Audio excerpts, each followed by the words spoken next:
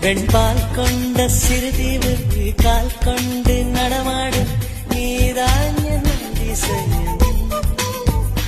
உலகில் ஏழல்ல அதிசயங்கள் வாய் பேசும் பூவின் எட்டாவது அதிசயம்.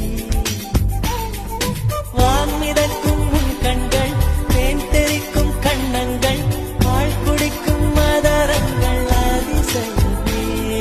நங்கை கொண்ட வீரல்கள் அதிசயமே. நகம் என்ற கிரீடம் அதிசயமே. அசையும் வளைவுகள் அதிசயமே. கல் தோன்றி மண் தோன்றி கடல் தோன்றும்